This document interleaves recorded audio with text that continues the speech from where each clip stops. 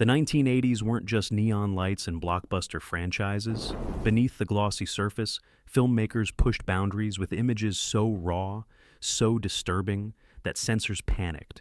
Films were banned, chopped to pieces, or hidden away for decades.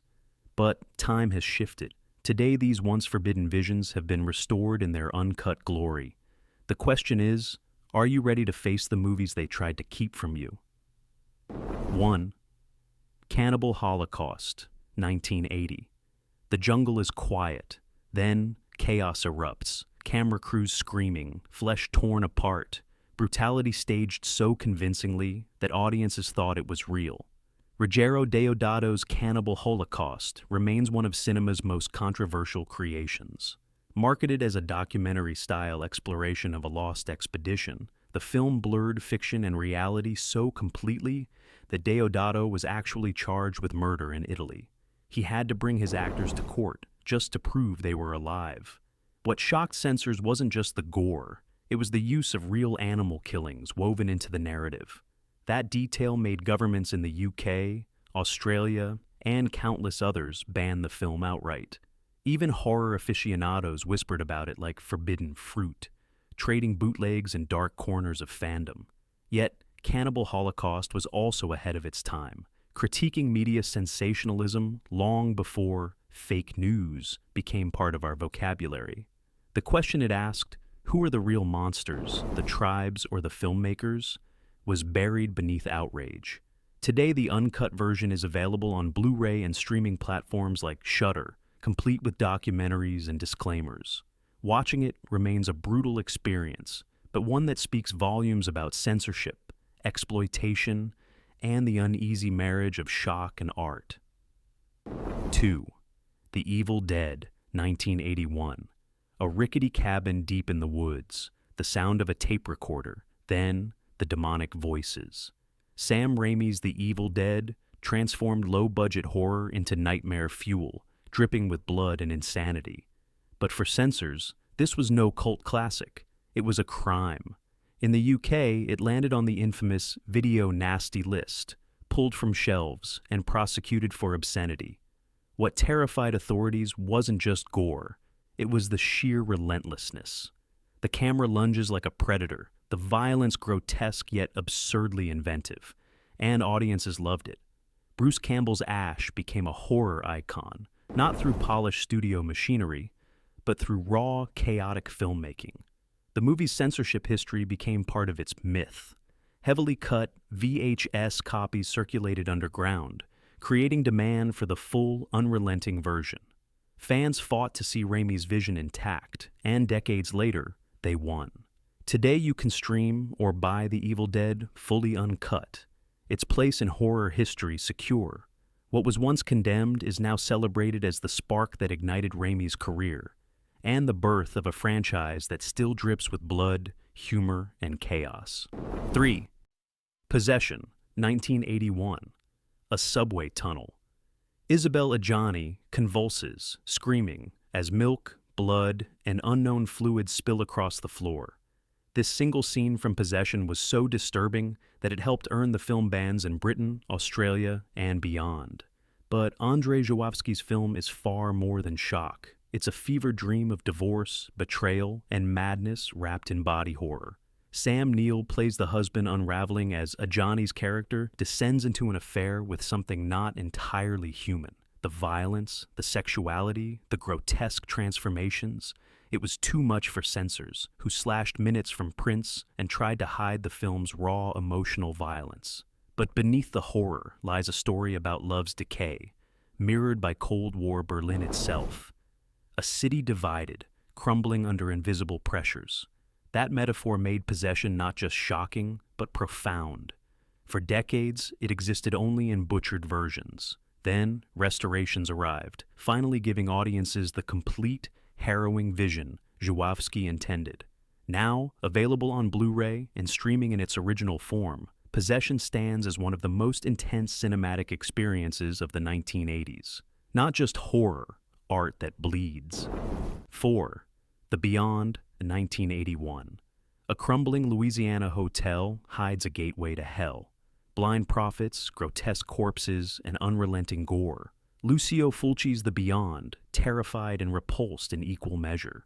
At the time, it was dismissed as exploitation, its extreme violence censored heavily outside Italy. In the UK, it joined the video nasties, stripped of its most shocking images. Yet what Fulci created was no ordinary splatter film. It was nightmare logic, a dreamlike descent into the surreal, where narrative coherence dissolved into imagery, both horrifying and beautiful. For decades, fans only knew hacked-up versions that dulled the impact. But when Grindhouse releasing and Arrow Video restored the film, something remarkable happened. Critics began to reappraise The Beyond as one of Fulci's masterpieces, a movie that showed horror as pure cinema, irrational, terrifying, but strangely poetic. Now fully uncut and remastered, the film has taken its place among the greats of Italian horror. What once looked like gore for gore's sake is now seen as a visionary's plunge into the abyss. 5. Tenebrae, 1982. A woman's body sprawled across a white wall, blood streaking like crimson paint. This is the visual language of Dario Argento's Tenebrae, a giallo thriller that was censored across Europe for its graphic violence and provocative sexuality. Released at the height of video panic, it was branded obscene and hacked to pieces. But Tenebrae is not just violence, it's Argento's self-reflection.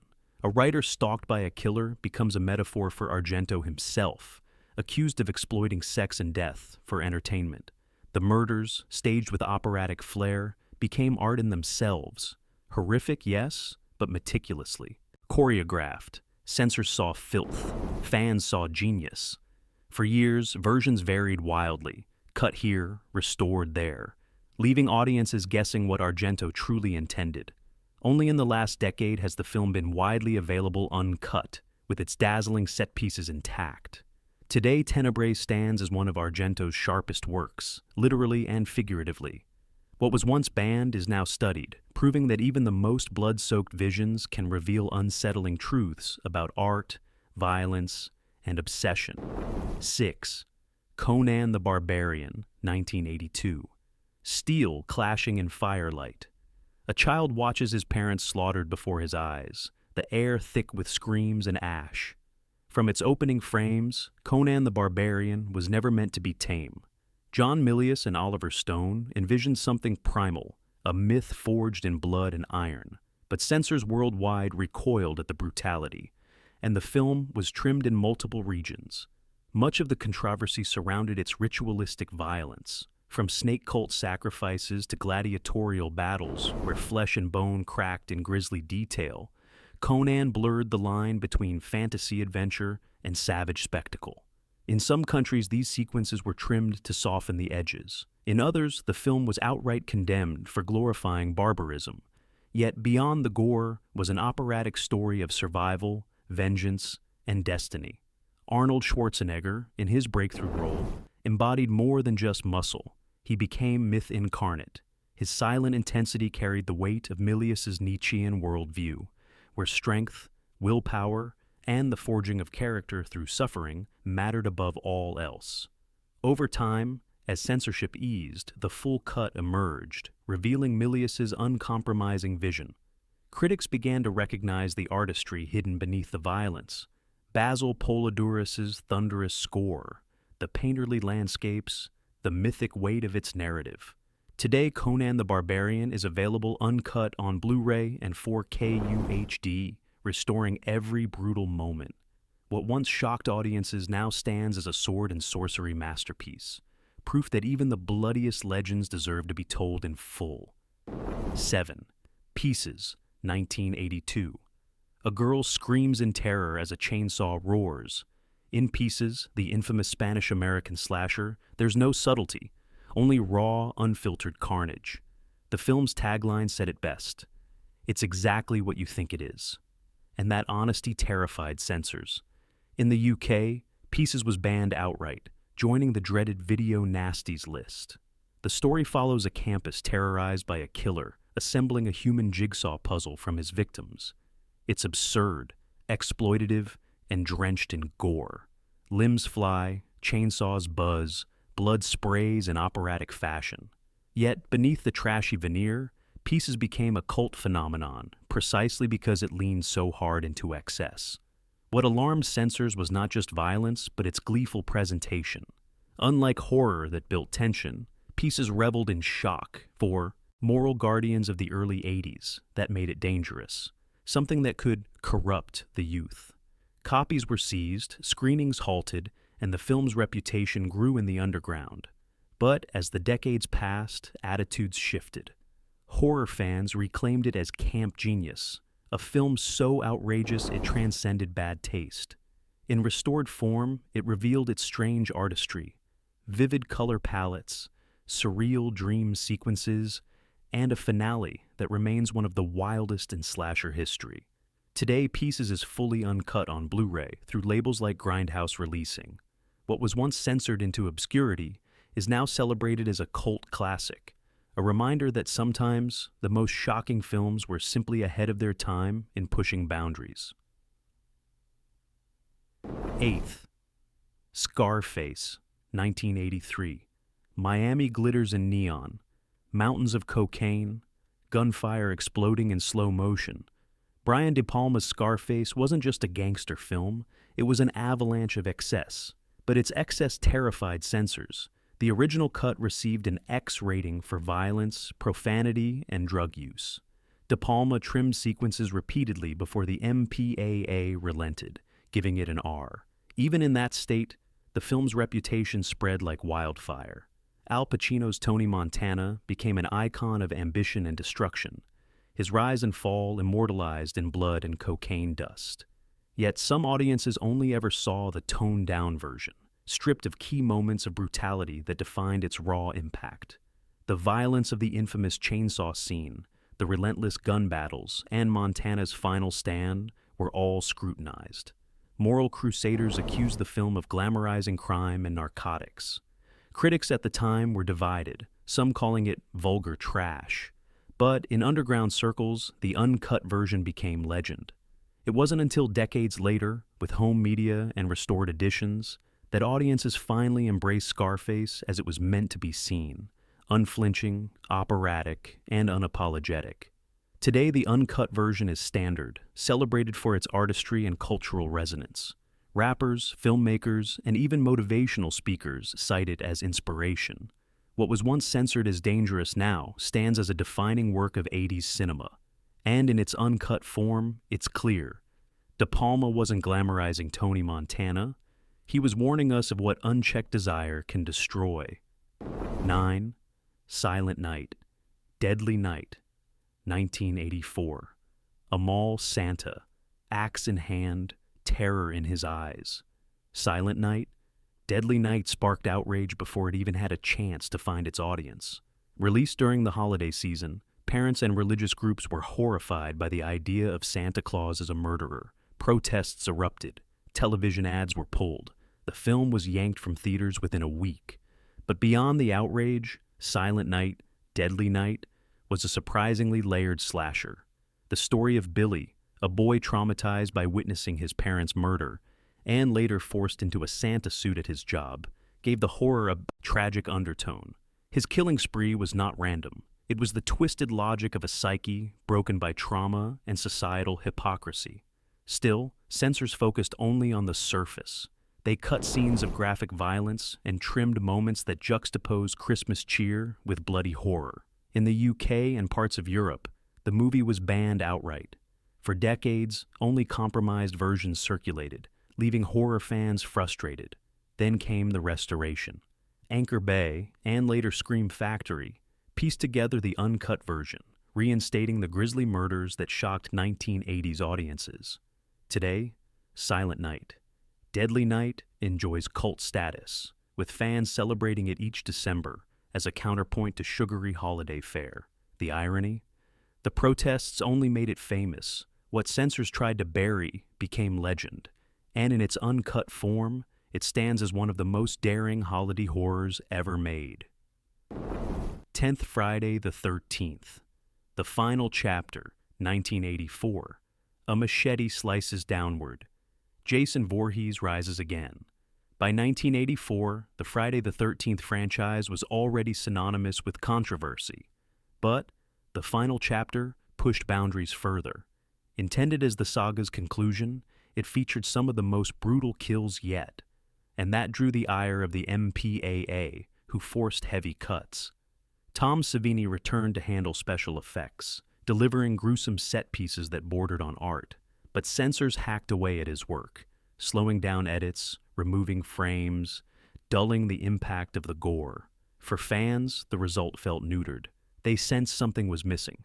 The irony is that the final chapter became one of the franchise's best-loved entries, thanks in part to its darker tone, stronger characters, and the shocking presence of Corey Feldman's Tommy Jarvis. But for decades, Savini's uncut effects remained elusive, seen only in grainy bootlegs or behind-the-scenes reels. Then came DVD and Blu-ray restorations, which finally unveiled extended death scenes as they were meant to be seen.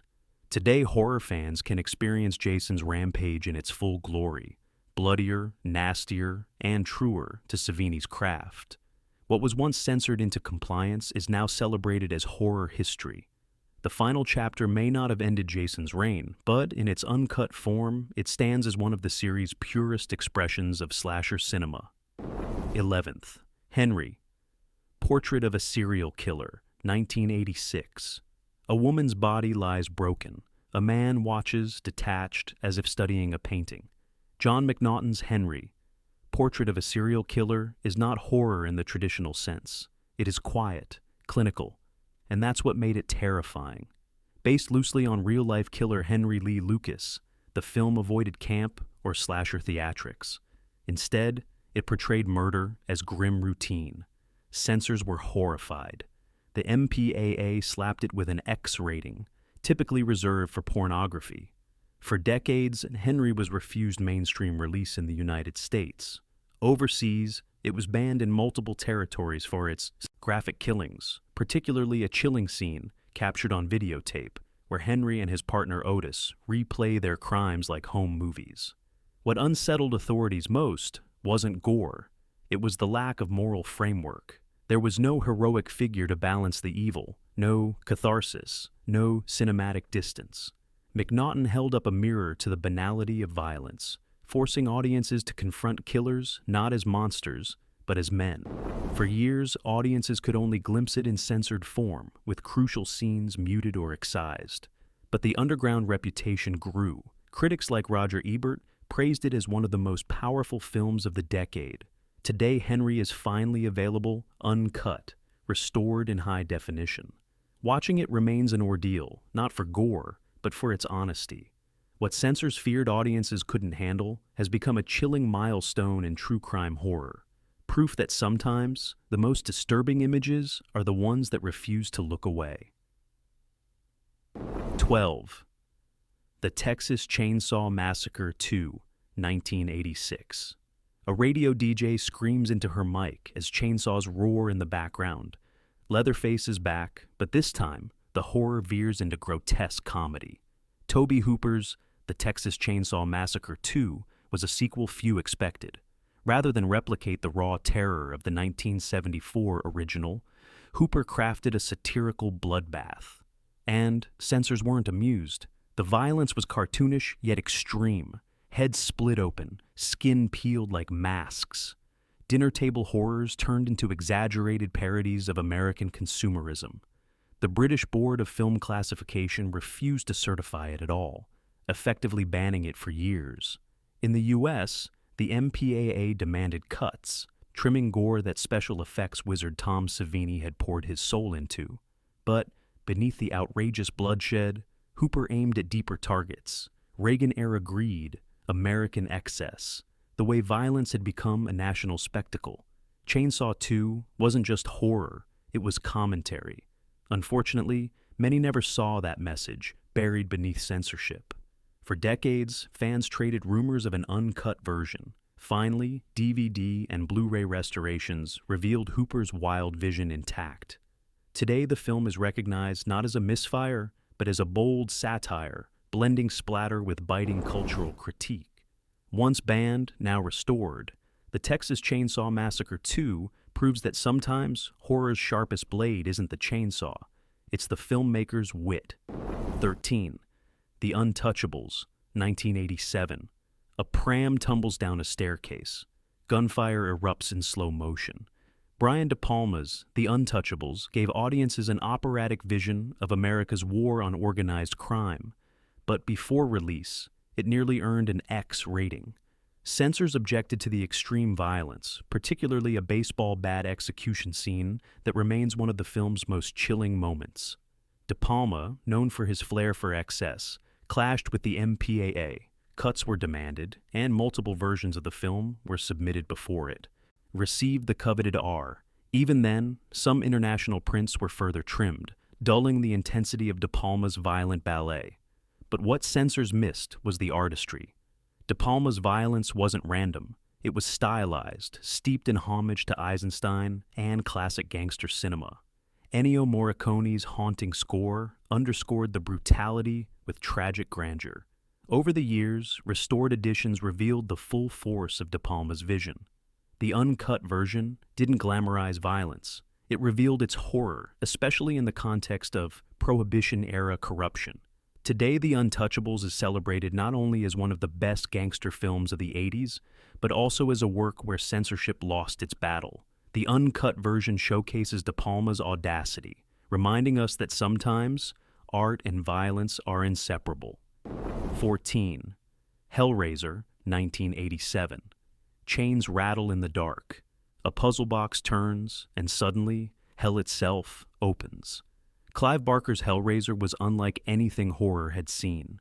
This was not masked killers or haunted houses. It was flesh and desire, stitched together with barbed hooks. And for censors, it was a nightmare. The MPAA cut scenes of explicit gore, trimming shots of hooks tearing skin, of Frank's rebirth in blood, of sexual imagery woven into violence. In Britain, it faced similar scrutiny, yet the censored versions could not erase the sheer originality of Barker's vision, a mythology where pain and pleasure collided, where demons were philosophers and horror was deeply erotic. What terrified authorities was exactly what made Hellraiser unforgettable, its refusal to separate lust from terror. Pinhead and his Cenobites weren't monsters in the traditional sense. They were explorers, punishing and seductive. For years, audiences saw neutered versions until restorations reinstated Barker's full vision. On Blu-ray and streaming today, Hellraiser Uncut is a revelation. More shocking, more intimate, more powerful. The film's survival against censorship proved its endurance. What was once condemned as depravity is now regarded as one of the greatest horror films of its era. 15. Dead Ringers, 1988. Twin surgeons, identical in face but divided in soul. David Cronenberg's Dead Ringers unfolds like a medical nightmare, blurring identity, obsession, and the terrifying fragility of the human body. Jeremy Irons delivers a dual performance so convincing that audiences forgot they were watching one man. But censors were disturbed by more than acting. The surgical imagery, mutated instruments, gynecological horrors, was deemed too explicit. Some countries demanded cuts, others refused to show it altogether. Cronenberg's cold precision, already infamous from Videodrome and The Fly, here turned inward into anatomy and psychology. And for many, that was unbearable. Unlike slashers, Dead Ringers offered no comforting distance. Its horror came from sterile clinics, whispered obsessions, and the way intimacy turned invasive. Censors, uncomfortable with the sexual undertones of medical imagery, sought to bury its most disturbing moments. Yet over time, critics rallied. The film was hailed as a masterpiece of psychological horror, with Irons' performance earning acclaim and Cronenberg's vision recognized as chillingly original. Now fully uncut and restored, Dead Ringers endures as one of Cronenberg's most haunting films. Not because of gore, but because of its scalpel-like dissection of love, dependency, and madness. The 1980s were an age of fear, not just on screen, but in the offices of censors who tried to control what we could see. Yet time has proven that art cannot be silenced, restored, uncut, and more powerful than ever. These films stand as testaments to freedom. After all, What's more frightening than forbidden visions finally revealed?